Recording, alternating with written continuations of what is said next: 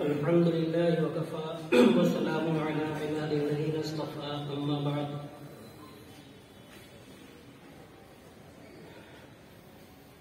قال اللہ تعالی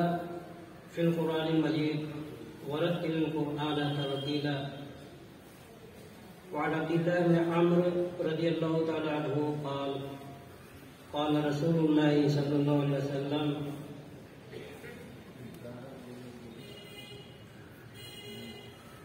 يقال لصاحب القرآن اقرأ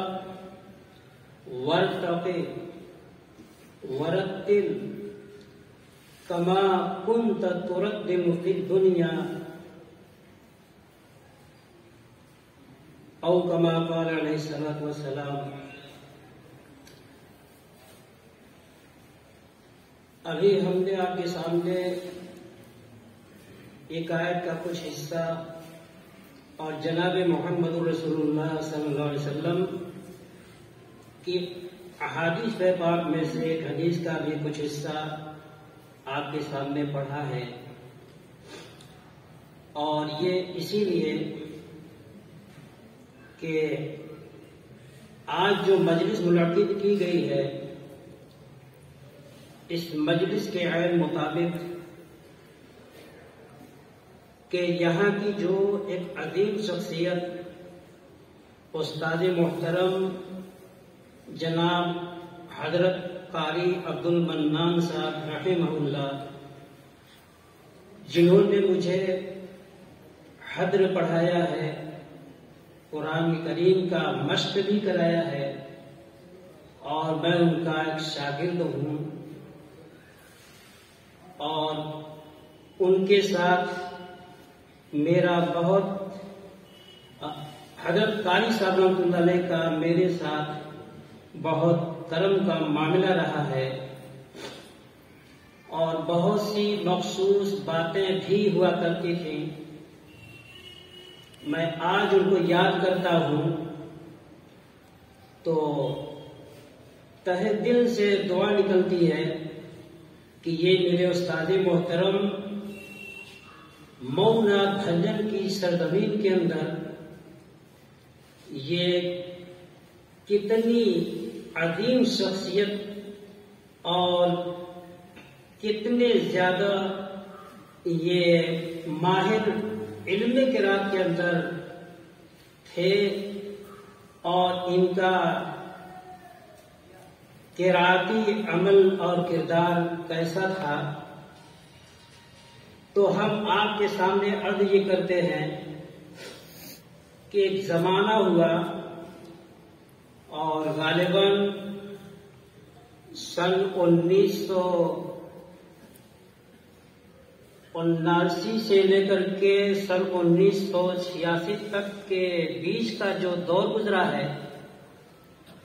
اس درمیانی عرصے کے اندر استاد محترم حضرت مولانا شیخ الحدیث محمد اکرام علی صاحب شیخ الحدیث جامع مفتاح العلوم مئو، جو کہ شیخ الاسلام حضرت مولانا حسین احمد صاحب مدنی رحمۃ اللہ علیہ کے شاگرد رشید اور شاگرد خاص تھے، اور اسی طرح سے حضرت استاد محترم حضرت مولانا شمیم احمد صاحب قاسمی دامت برکاتہم، اور اسی طریقے سے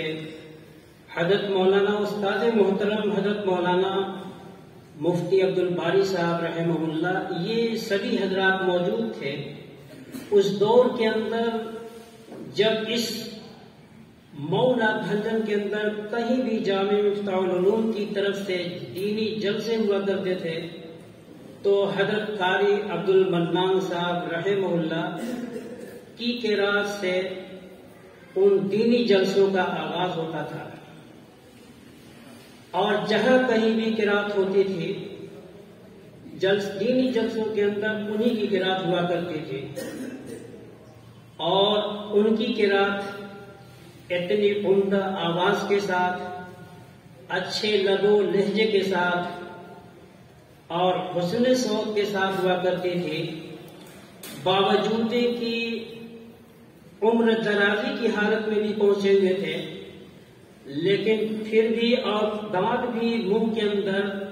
کچھ نہیں تھے، کچھ تھے، مگر اس کے باوجود جب قرات کرتے تھے تو لگتا ہی نہیں تھا کہ حضرت قاری صاحب رحمۃ اللہ علیہ کے منہ کے اندر کچھ دانت ہیں یا نہیں، لگتا تھا کہ سارے دانت موجود ہیں، اور بڑی صاف آواز کے ساتھ، بڑے اچھے لب و لہجے کے ساتھ قرات کیا کرتے تھے، اور سبھی لوگ ان کو پسند کرتے تھے۔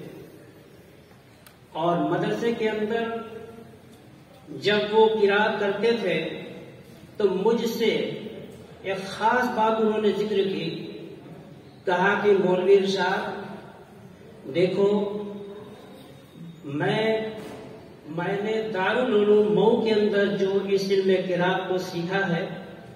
مگر جب یہاں میں آ کر کے مدرس ہوا تو یہاں آنے کے بعد میں نے ایک خاص لہجہ، مفتاحی لہجے کے ساتھ میں نے اپنا خود بنایا، اور اسی لہجے کے ساتھ میں تمہیں بھی اور لوگوں کو بھی، دوسرے طلبہ کو بھی جو مشق کراتا ہوں تو اسی مفتاحی لہجے کے ساتھ مشق کراتا ہوں۔ چنانچہ اذا السماء فطرت کی جو سورہ ہے، اور اسی طرح سے سبحان الذی اسریٰ بعبدہ لیلا والی سورہ ہے، یہ دونوں صورتیں خاص طریقے سے جس بھی جلسے کے اندر دینی جلسے میں پڑھتے تھے تو اسی مفتاحی لہجے میں پڑھتے تھے۔ اور جب اس مدرسے کے اندر جامع مسجد جو پرانی شاہی تھی اسی میں درس دیتے تھے، اسی میں ہم بھی جا کر کے ان کے پاس پڑھتے تھے، تو وہ جب قرات کراتے تھے تو اسی مفتاحی لہجے کے اندر بطور خاص ان دونوں صورتوں کو پڑھاتے تھے۔ تو ایک بڑا اچھا لہجہ انہوں نے بنایا تھا، اور اسی لہجے کے ساتھ وہ برابر قرات کیا کرتے تھے۔ بہرکیف اللہ رب العزت نے ان کو بہت کچھ خوبیوں سے نوازا تھا، اور قرآن پاک کے تعلق سے ایک بات کہی جاتی ہے کہ حضرت قاری صاحب رحمۃ اللہ علیہ کا جو تعلق و لگاؤ قرآن پاک سے جتنا زیادہ اور اچھے طریقے سے تھا، واقعی اس کو آپ اگر غور سے سنیں تو سمجھ میں آئے گا